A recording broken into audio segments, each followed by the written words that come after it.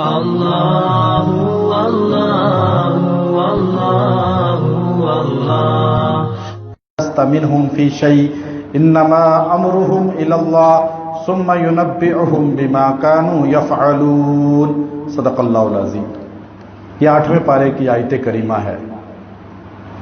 اللہ نے اس کے اندر فرقوں کا ذکر کیا۔ آج ہمارے یہاں تفرقے ہیں، اختلافات ہیں، فرقے بنے ہوئے ہیں۔ ایک بندہ سوچ میں رہتا ہے کہ میں کس کے پیچھے چلوں، سارے چل رہے ہیں، اپنی اپنی بات کر رہے ہیں۔ ہر بندہ کہتا ہے میں ٹھیک ہوں، کوئی کہتا ہے میں اولیاء کا ماننے والا ہوں، کوئی کہتا ہے میں انبیاء کا ماننے والا ہوں، کوئی کہتا ہے میں صحابہ کا ماننے والا ہوں، کوئی کہتا ہے میں اہل بیت کا ماننے والا ہوں۔ ہر بندہ اپنی جگہ، جب آپ اس کے پاس جائیں گے، اس کی گفتگو سنیں گے تو وہ آپ کو ٹھیک لگے گا۔ عام آدمی کو فرق کرنا بہت مشکل ہو جاتا ہے۔ کہتے ہیں دیکھو جی یہ تو اولیاء کا نام لیتے ہیں، یہ تو انبیاء کا نام لیتے ہیں، یہ حضور صلی اللہ علیہ وسلم کا نام لیتے ہیں، یہ تو صحابہ کا نام لیتے ہیں، یہ تو اہل بیت کا نام لیتے ہیں۔ اب کس کے پیچھے چلیں؟ سارے ٹھیک ہو نہیں سکتے، کبھی ایسا نہیں ہو سکتا کہ سارے ٹھیک ہو جائیں۔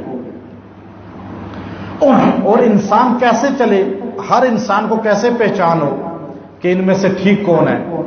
اللہ تبارک و تعالی قرآن پاک کے اندر اور حدیث کے اندر رسول اللہ صلی اللہ علیہ وسلم وضاحت سے بتا رہے ہیں کہ ٹھیک کون ہے، غلط کون ہے۔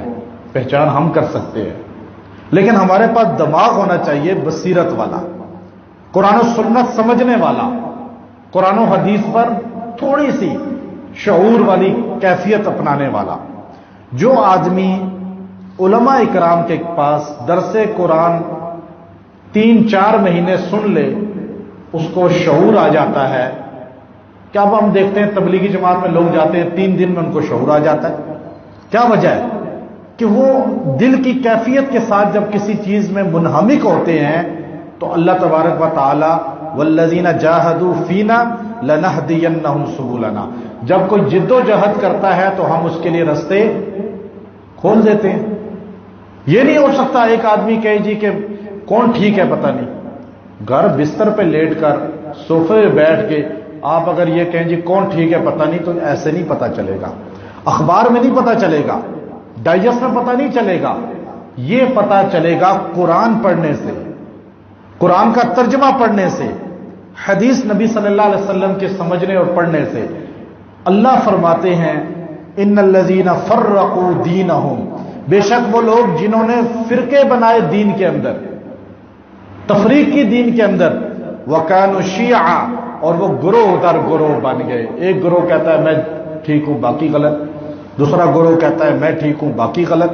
اب یہ گروہ در گروہ جو بنتے گئے، اب کس کے پیچھے ہم چلیں؟ یہ سوال زمانہ نبوت میں صحابہ اکرام رضوان اللہ اجمعین رسول اللہ صلی اللہ علیہ وسلم سے پوچھ چکے ہیں، اور کنز العمال حدیث کی کتاب ہے، مشکات حدیث کی کتاب ہے، مشکات شریف کے اندر یہ حدیث موجود ہے، کنز العمال کے اندر یہ حدیث موجود ہے کہ رسول اللہ صلی اللہ علیہ وسلم سے پوچھا گیا یا نبی اللہ، یا رسول اللہ، آپ فرما رہے ہیں کہ میری امت کے اندر 73 فرقے بنیں گے۔ حضور نے فرمایا بنی اسرائیل میں جو خامیاں تھیں، یہ حدیث جو میں بتا رہا ہوں ابھی، یہ حدیث ترمذی کے اندر ہے جو رسول اللہ نے فرمائی۔ اگلی حدیث جو بتاؤں گا وہ مشکات اور کنز العمال کے اندر ہے۔ امام ترمذی یہ حدیث لائے ہیں، اور امام ابو داود شریف کے اندر یہ حدیث لائے ہیں کہ رسول اللہ صلی اللہ علیہ وسلم فرما رہے ہیں ساری امت سابقہ میں جتنی خامیاں تھیں، گناہ تھے، غلطیاں تھیں، وہ ساری کی ساری میری امت میں پیدا ہوں گی، یہاں تک کہ اگر بنی اسرائیل کے کسی بندے نے اپنی ماں کے ساتھ بدکاری کی تو میرا امتی بھی یہ کام کرے گا۔ یہ حدیث ابو داود کے اندر موجود ہے۔ صحابہ عرض کرنے لگے یا رسول اللہ کیا یہ سارا ہوگا؟ آپ نے فرمایا ہاں، بنی اسرائیل کے 72 فرقے بنے، میری امت محمدیہ کے 73 فرقے بنیں گے۔ اور آپ علیہ الصلوۃ والسلام، اب مشکات کی حدیث، اب کنز العمال کی حدیث، رسول اللہ فرماتے ہیں 72 فرقے بنی اسرائیل کے، 73 فرقے میری امت کے بنیں گے، 72 میری امت کے جہنم میں جائیں گے، ایک ناجی ہوگا جو نجات پائے گا اور جنت میں جائے گا۔ صحابہ کرام رضوان اللہ اجمعین دین کی اساس ہیں، بنیاد ہیں۔ صحابہ عرض کرنے لگے یا رسول اللہ وہ ایک گروہ فرقہ کون سا ہوگا جو ناجی ہوگا، نجات دہندہ ہوگا اور اللہ تبارک و تعالیٰ اسے دوزخ سے، گمراہی سے نجات دے دیں گے؟ اللہ کے پیغمبر علیہ السلام نے فرمایا ما انا علیہ و اصحابی، ما انا علیہ و اصحابی، یہ حدیث کے الفاظ جس کو کئی حدیثوں کے اندر روایت کیا گیا، اور آپ نے فرمایا، اور اس پر منہاج السنہ امام ابن تیمیہ رحمت اللہ علیہ کی کئی جلدوں میں کتاب ہے، شاید آپ نے نام بھی نہیں سنا ہوگا، لیکن امام ابن تیمیہ رحمت اللہ علیہ نے بھی یہ حدیث لائی ہے، اور اس حدیث کو باقاعدہ آپ نے اس پر تشریح بھی فرمائی ہے، اور آپ کے الفاظ ہیں امام ابن تیمیہ کے جو منہاج السنہ کے اندر موجود ہیں، جو رسول اللہ صلی اللہ علیہ وسلم خود ارشاد فرما رہے ہیں۔ شیخ عبد القادر جیلانی رحمت اللہ علیہ غنیت الطالبین میں یہ حدیث لا رہے ہیں، اور شاہ عبد الحق محدث دہلوی مدارج النبوہ کے اندر یہ حدیث لا رہے ہیں۔ ابن کثیر رحمت اللہ علیہ باقاعدہ اس آیت کے ضمن میں یہ حدیث لا رہے ہیں۔ امام ابن کبیر رحمت اللہ علیہ، تفسیر ابن کبیر، امام رازی رحمت اللہ علیہ باقاعدہ اس آیت کے ضمن میں یہ حدیث لا رہے ہیں۔ محدثین، مفسرین اس حدیث کو روایت کر رہے ہیں۔ حدیث ہر مسلمان کو یاد ہونی چاہیے۔ حضور نے کیا فرمایا؟ نجات والا گروہ کون سا ہوگا؟ ما انا علیہ و اصحابی، جو میرے اور میرے صحابہ کے طریقے پر ہوگا۔ کیا فرمایا؟ جو میرے اور میرے صحابہ۔ حضور کہتے میرے طریقے پر ہوگا، ہم تو سنت حضور کے طریقے کو مانتے ہیں نا، حضور کی بات کو ہم مانتے ہیں، ہم حضور کے غیر کی بات کو نہیں مانتے۔ لوگ یہ کہتے ہیں نا ہم حضور کی بات مانیں گے، حضور کے علاوہ کسی کی بات۔ حضور نے یہ کیا کہہ دیا؟ ما انا علیہ، جو میرے طریقے پر ہوگا، وہ اصحابی، اور میرے۔ پتہ یہ چلا حضور نے فرمایا جو میرے اور میرے صحابہ کے طریقے پر ہوگا۔ آج دنیا کے اندر ایک بڑی تعداد مسلمانوں کی ایسی ہے جو صرف یہ جملہ کہتے ہیں ہم صرف حضور کی بات مانیں گے، حضور کے علاوہ کسی کی بات نہیں مانیں گے۔ وہ بھی آدھی حدیث میں عمل کر رہے ہیں، جہالت پر مبنی ہے۔ رسول اللہ نے سنت اپنے فعل کو اور صحابہ کے فعل کو کہا۔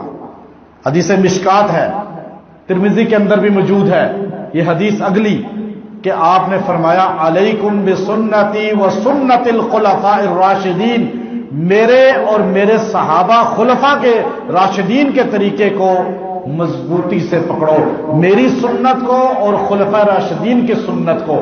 یہاں حضور نے اپنے طریقے کو بھی سنت کہا اور صحابہ کے طریقے کو بھی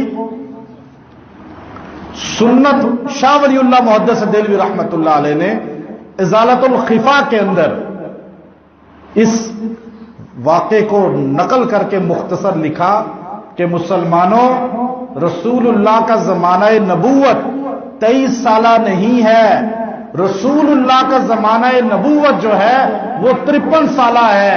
خلفاء راشدین کا زمانہ بھی گویا کہ رسول اللہ کا زمانہ ہے۔ یہ شاہ ولی اللہ لکھ رہے ہیں، ابن تیمیہ لکھ رہے ہیں، عبد القادر جیلانی لکھ رہے ہیں، امام ترمذی لکھ رہے ہیں۔ آپ دیکھیے، میں آپ کو پرانے اکابرین کے حوالے اس لیے دے رہا ہوں کہ جس پر ساروں کا اتفاق ہے، اپنے بڑوں کا خالی نام نہیں لے رہا کسی کا، 100 سال 200 سال نہیں، اس سے پہلے حضور نے فرمایا صحابہ سے نجات والا گروہ کون سا ہوگا؟ ما انا علیہ و اصحابی، جو میرے اور میرے صحابہ کے طریقوں پہ چلے گا۔ جو کہ میں صحابہ کو نہیں مانتا وہ تو اس سے نکل گیا، نکلا ہی نہیں نکلا. جو کہ میں صحابہ کو نہیں مانتا وہ نجات سے نکل گیا، 72 میں شامل ہو گیا نا. جو کہے میں صحابہ کو مانتا ہوں لیکن صحابہ کی بات نہیں مانتا، حجت تو نہیں ہے صحابہ میرے، میں صحابہ کی بات کیوں مانوں، صحابہ کوئی نبی ہے، وہ بھی نکل گیا اس گروہ سے. جو صحابہ کو نہ مانے وہ بھی نکل گیا، جو صحابہ کی نہ مانے وہ بھی نکل گیا. ایک ہے آپ مجھے نہیں مانتے، ایک ہے آپ میری بات بھی نہیں مانتے. مجھے مانتے ہیں لیکن بات نہیں مانتے، تو کوئی فرق ہے؟ دونوں باتیں. میری عزت نہیں آپ کے دل میں. اگر آپ میری بات بھی مانتے ہیں، مجھے بھی مانتے ہیں، تو آپ کے دل میں میری عزت کیا ہے پھر؟ مضبوط ہے. یہی بات ہے نا. ابا کی بات مانتے نہیں، ابا کو مانتے ہیں تو کیا عزت کرتے ہیں ابو کی؟ استاد کو مانتے ہیں لیکن استاد کی بات نہیں مانتے، عزت کرتے ہیں؟ یہ عزت نہیں ہے. ہم ابو بکر صدیق کو مانتے ہیں، عمر فاروق کو مانتے ہیں، عثمان غنی کو مانتے ہیں، علی المرتضیٰ کو مانتے ہیں رضی اللہ عنہم اجمعین. ہم سارے صحابہ کو مانتے ہیں، تو ہم ان صحابہ کی ایک ایک ادا کو بھی مانتے ہیں، ایک ایک عمل کو بھی مانتے ہیں. ہمیں کوئی اعتراض نہیں ہے، ہمیں کوئی اختلاف نہیں. ہم تحقیق نہیں کرتے جب عمر رضی اللہ عنہ نے جو بات کہہ دی، ابو بکر نے کہہ دی، عثمان نے کہہ دی، شیر خدا نے کہہ دی، ہمارے لیے دلیل یہی کافی ہے کہ یہ صحابی ہے، ختم بات. تو پھر ایک ہے جو صحابہ کو نہیں مانتا، ایک ہے جو صحابہ کی نہیں مانتا، ایک ہے جو نبی کو نہیں مانتا، ایک ہے جو نبی کی نہیں مانتا. وہ بھی دو ہیں نا اس دور میں. جو نبی کی نہیں مانتا وہ بدعت کرتا ہے. بدعت کرتا ہے نہیں کرتا؟ اپنی مرضی کرتا ہے پورا سال جب کوئی خاص مہینہ آتا ہے. ایک ہے جو کہتا ہے نہیں، نبوت ملنی کسی اور کو چاہیے تھی، مل کسی اور کو گئی. کہتے ہیں نا ایسے لوگ. اب بات سمجھ آئی آپ کو؟ جو کہے گا میں نبی کو بھی مانتا ہوں، نبی کی ہر بات کو بھی مانتا ہوں، میں صحابہ کو بھی مانتا ہوں، صحابہ کی ہر بات کو بھی مانتا ہوں، یہ کیا ہوگا؟ ما انا علیہ و اصحابی حدیث. اچھا، اب منہاج السنہ امام ابن تیمیہ رحمۃ اللہ علیہ نے اس کو جمع کیا ہے، شیخ عبد القادر جیلانی نے بھی جمع کیا ہے. میں ان دو بڑے بزرگوں کے نام اس لیے لے رہا ہوں کہ دنیا میں ان کا نام ہے. اہل عرب ابن تیمیہ کو فالو کرتے ہیں، بر صغیر کے زیادہ تر طبقہ اور رشیا کا، ترکی کا، وہ شیخ عبد القادر جیلانی کو رحمۃ اللہ علیہ کو فالو کرتا ہے. دنیا میں بڑے مداح ہیں ان دو اکابرین بزرگوں کے. شیخ عبد القادر جیلانی کا پہلے میں بتاتا ہوں. آپ نے غنیت الطالبین کے اندر لکھا 73 فرقوں کے نام. 73 فرقوں کے، آپ پڑھے کبھی غنیت الطالبین؟ میں نے پڑھے ہیں، آنکھوں سے دیکھے ہیں میں نے. ایک فرقہ، دوسرا فرقہ، مرجیہ، معتزلیہ، خارجیہ، رافضیہ، اب یہ قدریہ، یہ فرقے، ان کی آگے شاخیں کرتے کرتے کرتے آپ نے 72 فرقوں کے نام لکھ دیے. شیخ عبد القادر کی جیلانی کی کتاب غنیت الطالبین، 800 سال پہلے دنیا سے جانے والا ولی وقت، کتب وقت، اپنی معینات کتاب میں لکھ رہا ہے. 72 فرقوں کا لکھنے کے بعد لکھتا ہے یہ سارے کے سارے دخل فی النار، اپنے عقیدہ غلط کی وجہ سے، صحابہ اور نبوت سے عمل اور بغض رکھنے کی وجہ سے دوزخ میں جائیں گے. آگے لکھا نجات والا جو گروہ ہے، فرقہ ہے، وہ اہل السنہ والجماعہ ہے. اہل السنہ والجماعت. بریکٹ میں لکھا حنبلی، مالکی، شافی، حنفی.